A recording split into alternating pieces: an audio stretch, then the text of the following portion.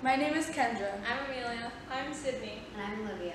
And today we're here with Marji Guyler-Alaniz, and she is the founder of FarmHer. For this video, Beyond the Farm traveled to Urbandale, Iowa to learn more about Marji and her career as the founder, president, and host of FarmHer, which airs on RFD-TV. Tell me a little bit about yourself and about this career. Born and raised here in Iowa, always loved photography. Went to college for graphic design, journalism, and photography, and then promptly started working in insurance because that's what you do in Iowa, or agriculture. For me, it was both, agriculture, insurance, and spent 11 years working there before I started at FarmHer. And I've been running as fast as I can at FarmHer for the last 4 years, just a little over 4 years.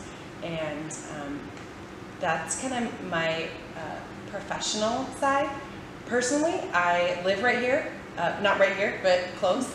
I have a husband and 2 little kids. When I started FarmHer, they were 1 and 3.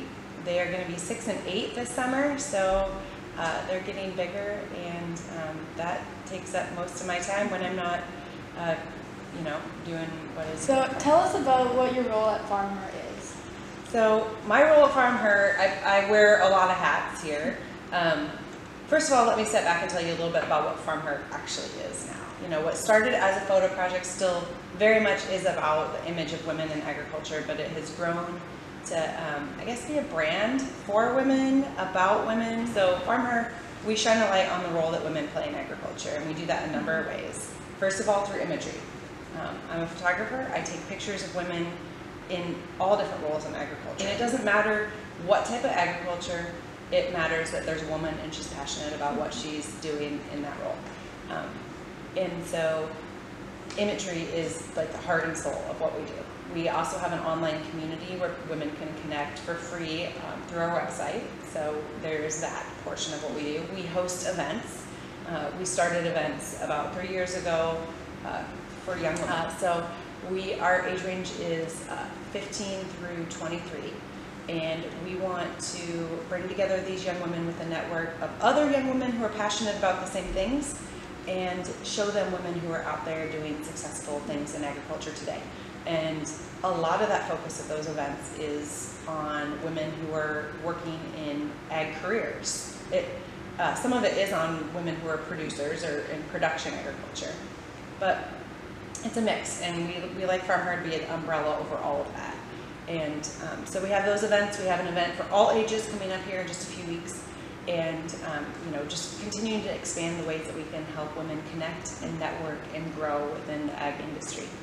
And so that was images, online community, events. We sell merchandise. That's what keeps the wheels on the bus, I always say. That started early on as a way to pay bills. And it's become a pretty fun thing because I think it gives women something to wear that they're proud of, showing who they are and what they love, which is pretty fun for me too. And then there's a TV show. So that is the last part of FarmHer that came about most recently, about 1.5 years ago. RFD-TV approached me about taking what I had started with FarmHer and turning that into a TV show. So we work to bring the stories of these women to life on television every week in a 30-minute show, and we just finished our first season. So that is, in a nutshell, what FarmHer is.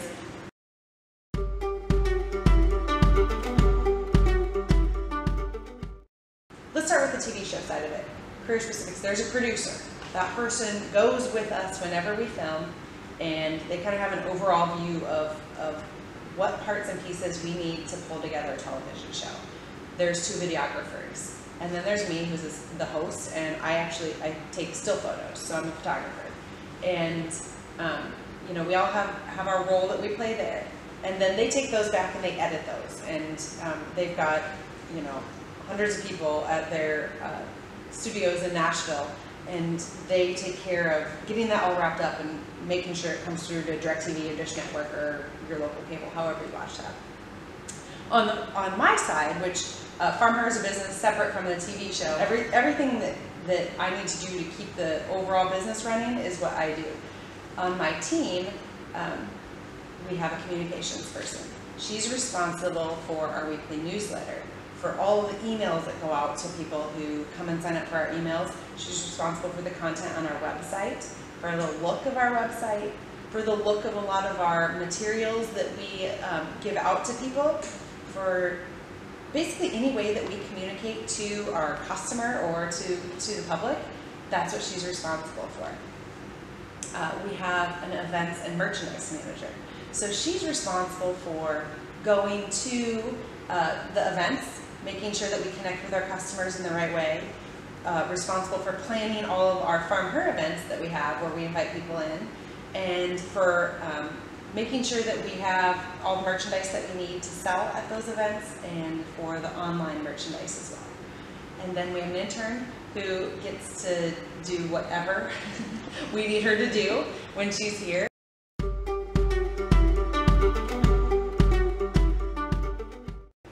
What really made you want to do FarmHer?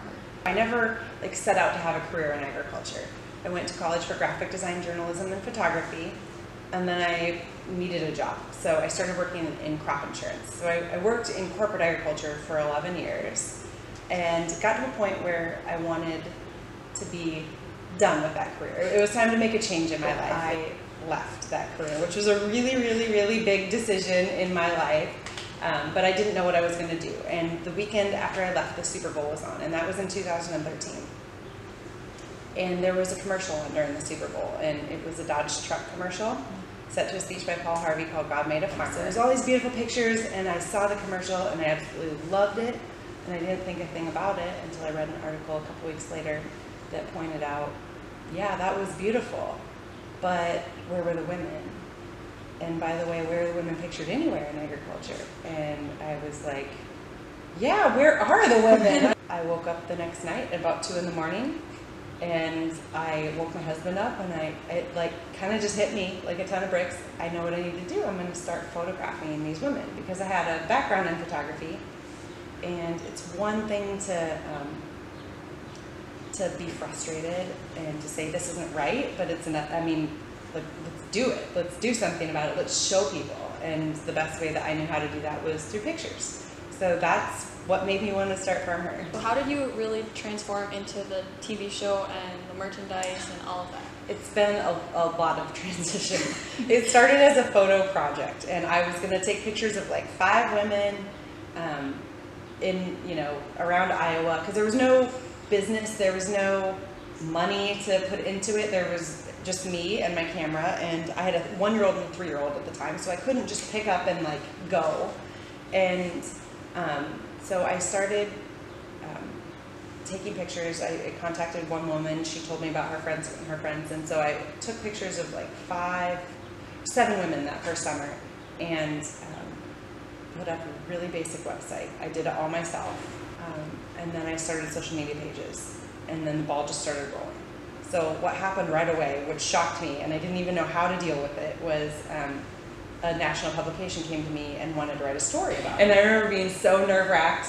And then after that publication came out, then it was kind of a flood of press for a while, for probably a good 6 months. Whether it was on social media, whether it was in print, magazines, you name it. I think part of the draw was I had pictures, and publications love pictures.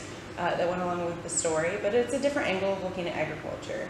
And so the ball just really started rolling. And then the next summer we built a new website. I brought in my husband at that point, who is an IT person, and he helped me kind of revamp the website to make it into a online social network for women in agriculture. And so we added more to the website, started having events focused on young women.